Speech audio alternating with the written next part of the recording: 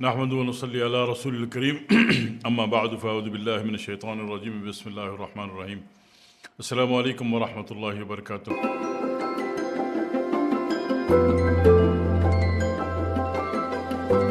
عناب کے بارے میں اکثر احباب نے فرمایا عناب برسر عام ہر پنساری سے مل جاتا ہے، اور پوری دنیا میں کہا جاتا ہے کہ عناب جو ہے وہ چائنا ڈیٹ ہے، چائنا سے آتا ہے۔ ایک بہت بڑی غلط فہمی ہے۔ عناب جو ہے چائنا پوری دنیا سے جو بڑی ذات کے بیر ہوتے ہیں وہ جمع کرتا ہے اور پھر ان کو گزارتا ہے بینزوک ایسڈ کے پانی سے۔ گزارنے کے بعد بس اس کو سکھا دیتا ہے۔ سوکھنے کے بعد جب وہ سوکھ کے شرنک ہو کے جس حالت میں آ جاتا ہے اس کو عناب کہا جاتا ہے، اور پوری دنیا سمجھتی ہے کہ چائنا کی کوئی مصنوعات ہے، چائنا کی پروڈکٹ ہے اور یہ عناب چائنا میں پیدا ہوتا ہے۔ ایسا کچھ بھی نہیں ہے۔ عناب ہر دنیا کا ہر ملک کا بندہ خود بنا سکتا ہے۔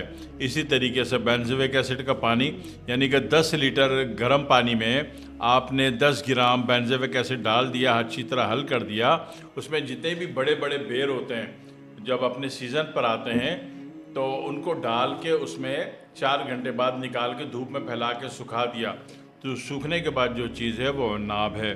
ٹھیک ہے، عناب کو سمجھیے۔ اور فائدے کے اعتبار سے اچھا، یہ جو چائنا سے منگواتے ہو نا پھر آپ کو بہت مہنگا پڑتا ہے یہ۔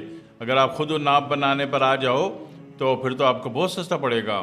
ٹھیک ہے، اور عناب کے فائدے بہت سارے ہیں، یعنی کہ جسم میں، سانس کی نالی میں، پھیپھڑے میں، آنتوں میں، معدے میں، جگر میں اور دل میں، ٹھیک ہے، جتنی بھی خشکی کے معاملات ہیں اور اکڑاؤ کے معاملات ہیں اور سوکھ جانے کے معاملات ہیں، ان کو یہ فائدہ دیتا ہے۔